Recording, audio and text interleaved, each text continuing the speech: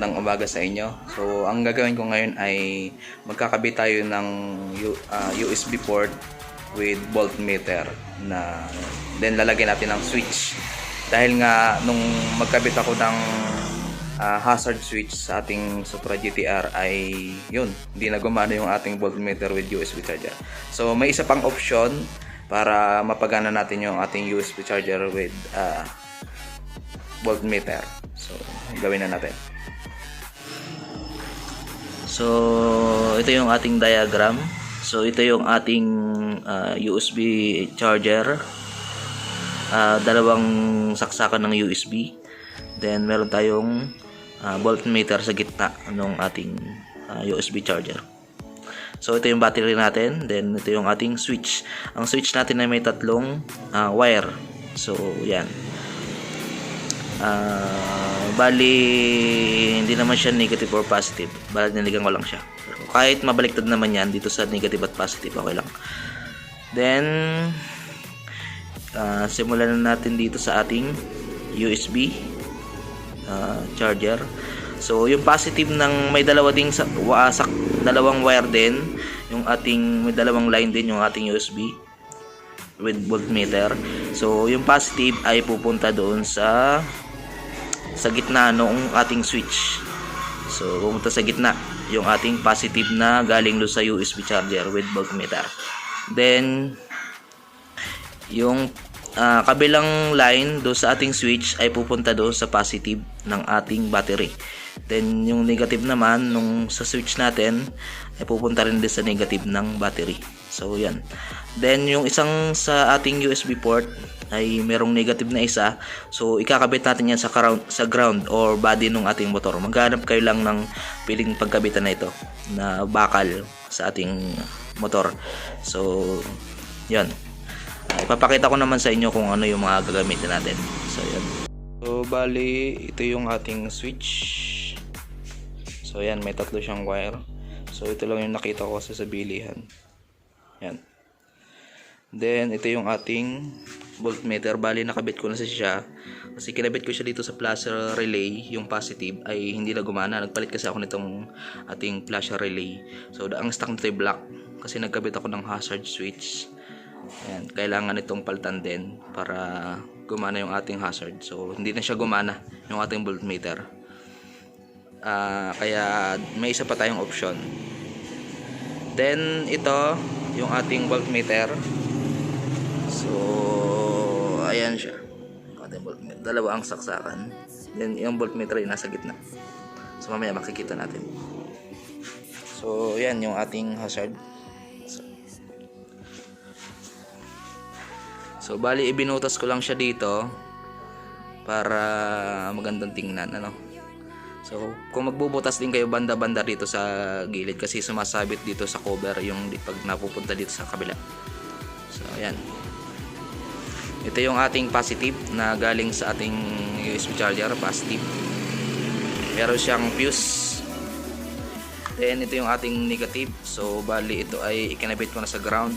So dito siya nakakabit. Yung ground natin. Mamaya ikakabit ko siya doon sa tornilyo. So ito yung ating negative.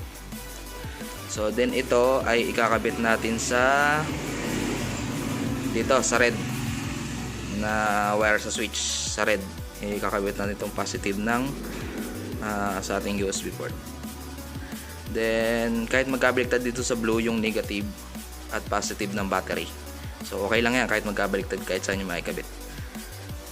So ito yung ating positive na galing sa battery. Ito yung ating negative.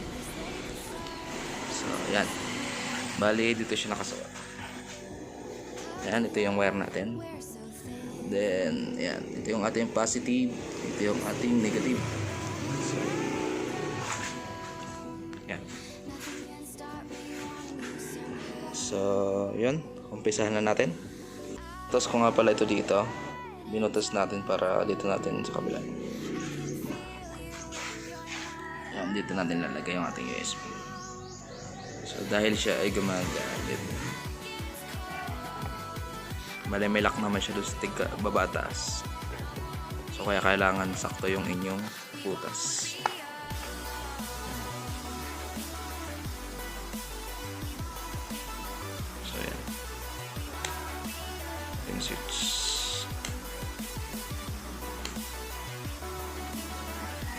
Bahala kayo kung saan nyo ilalagay. Kung dyan sa taas, sa ibabaw, kayo nang bahala. So kasi dito ko ilalagay.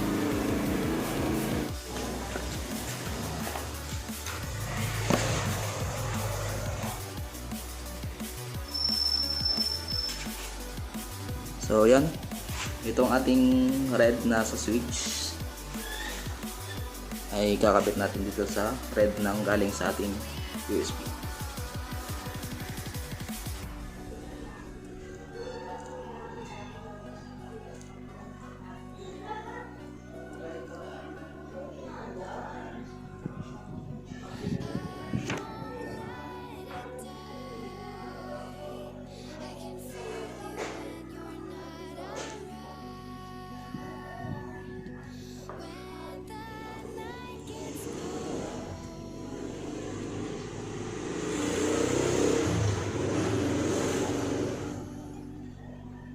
Then yung isa nating blue, nakabit natin sa positive ng battery.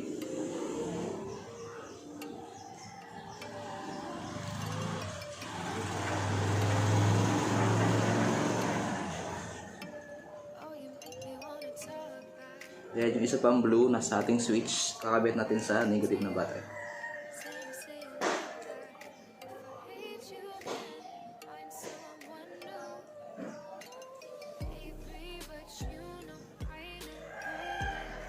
Ayan, nakabit na natin.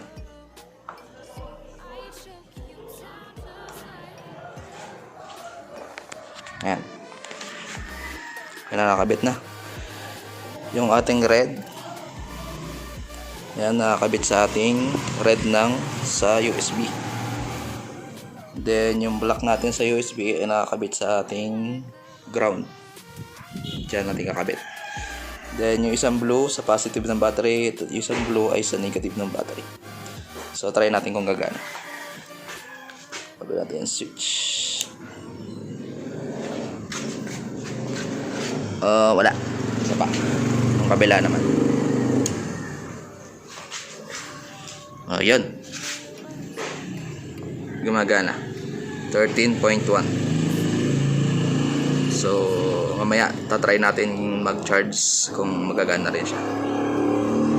So kahit di nakasusi yung ating motor at hindi naka-start, so makakapag-charge tayo. So yan. Bali hindi siya gumagana doon sa isang guhit, dito sa dalawa. So dito yung on natin.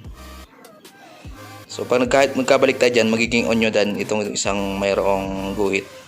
So kahit magkabalik tayo, okay lang. So yan, tatry natin mag-charge. So yan, tatry natin yung ating power bank kung mag-charge. Lagyan natin.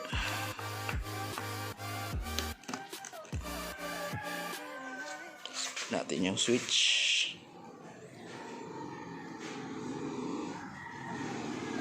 Ito sa pangalawa. Yan. Nag-charge.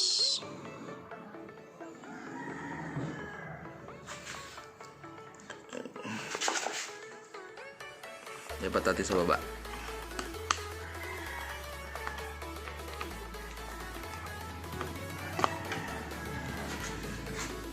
Yun, charge din.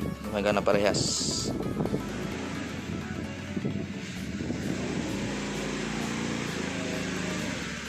So, yun lang.